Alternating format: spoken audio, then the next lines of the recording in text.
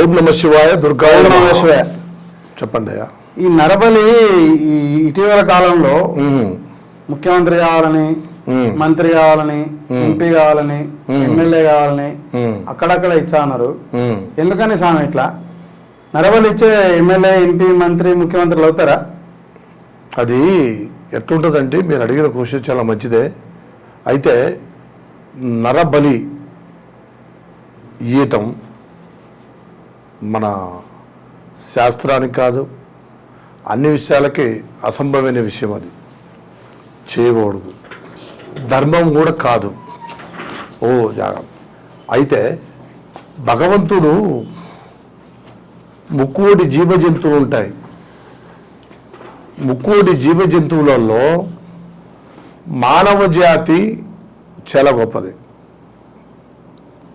ఎందుకంటే అలాంటి మనుషులకి మనం రాజుల కాలంలో వెనకట అప్పుడు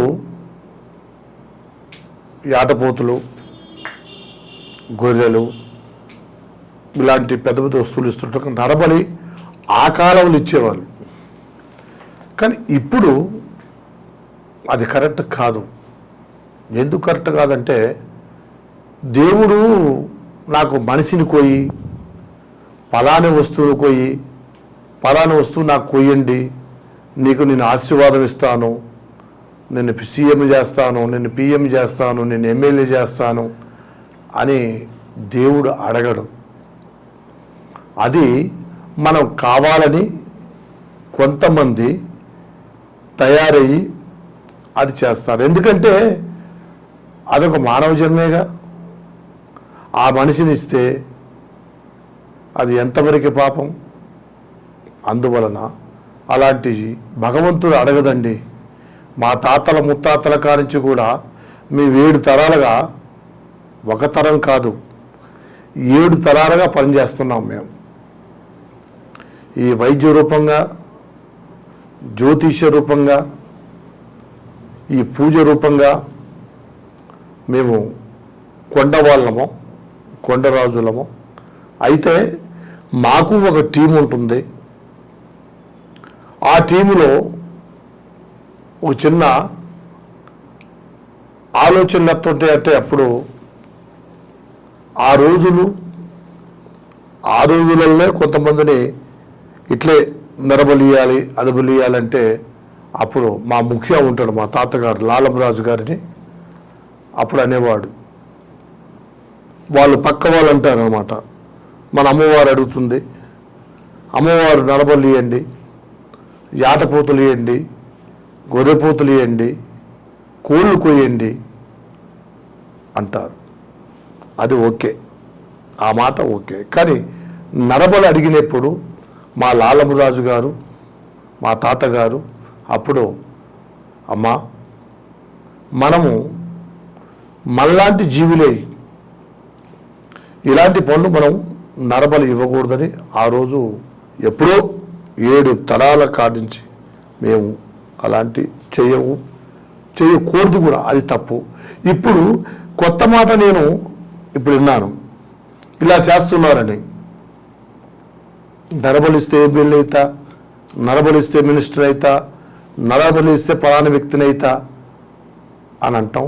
అది కరెక్ట్ కాదు, అది ధర్మం కూడా కాదు.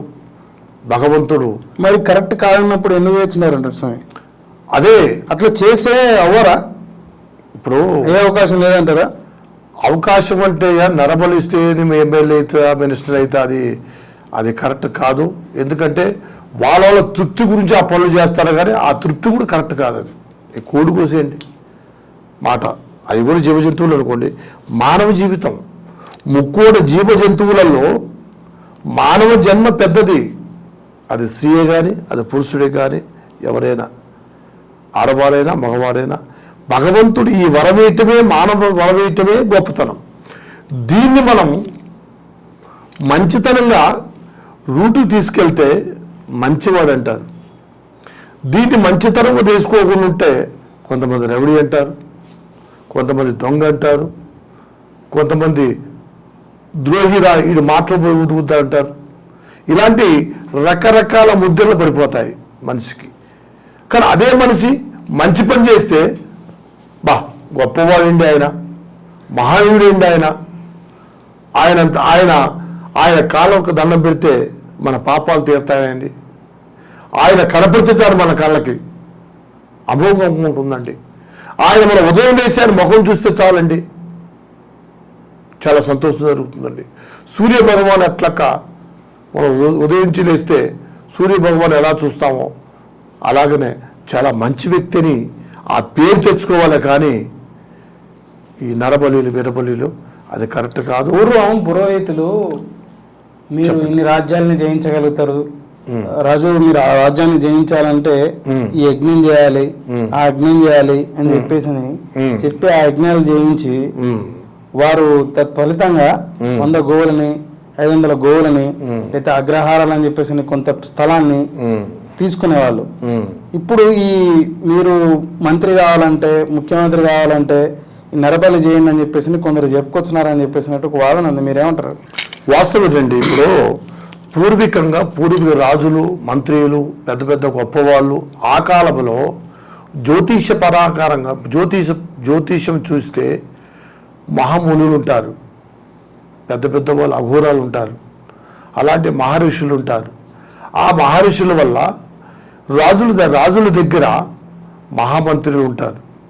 ఆ మంత్రులు ఈ జ్యోతిష్కారికి 10 మంది వస్తే ఆ 10 మంది మంచి వార్త ఆ మంత్రి విన్నారనుకోండి, రాజుతో చెప్తారు, ఏమండి రాజుగారు ఆ మంత్రి ఆ జ్యోతిష్యుని చూశాను, చాలా గొప్పవాడు, ఎక్కడెక్కడి నుంచో ఆయన కాడికి వస్తున్నారండి, మనం ఒకసారి కలిస్తే బాగుంటుందండి అని మహామంత్రి రాజుగారితో చెప్తే, ఎందుకు మంత్రి, మనం ఎందుకు ఇట్లా ఆయన ఎందుకు కలవాలి అని మంత్రిని రాజు అడుగుతాడు.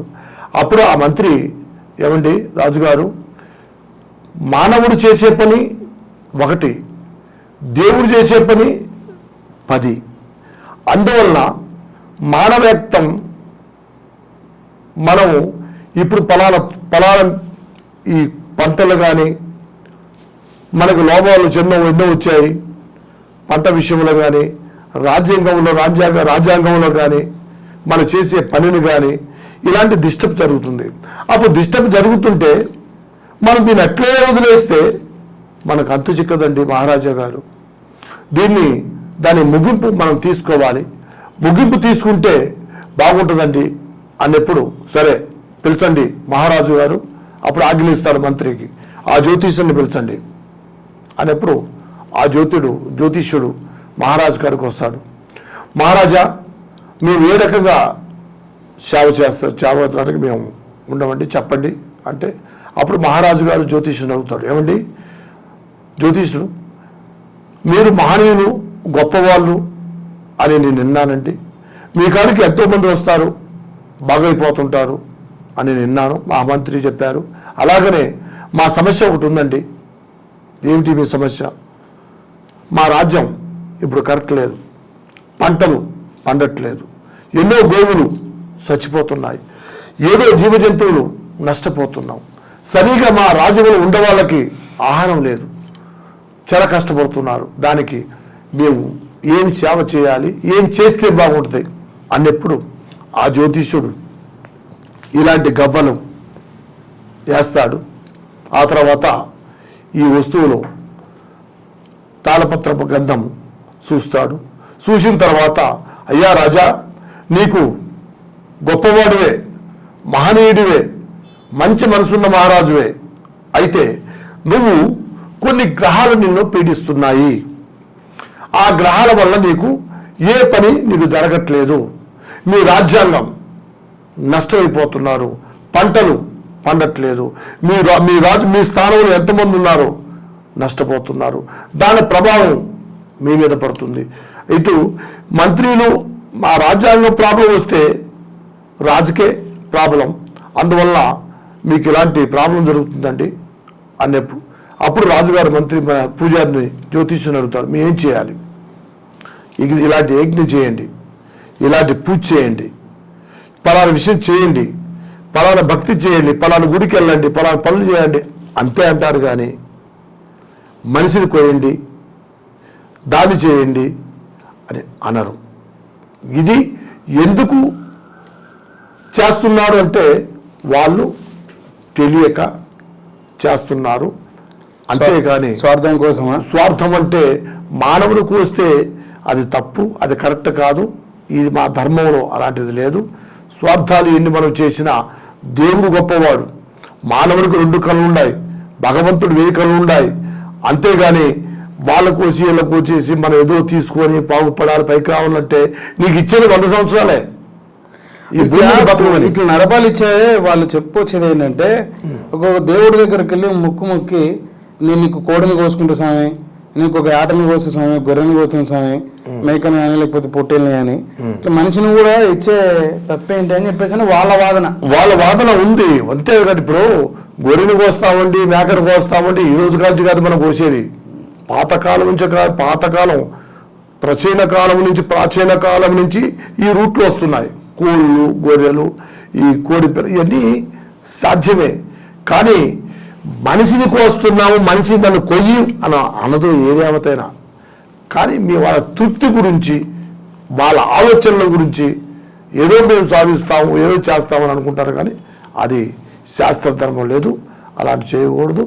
భగవంతుడు అందరూ బాగుండాలి, దాంట్లో మనం ఉండాలి. ఓం నమ శివాయ్, దుర్గాయ నమః, భగవతీయాయ నమః. మీ గురుజీ శ్రీనివాసరాజు, ఇంటర్నేషనల్ అస్ట్రాలజీ.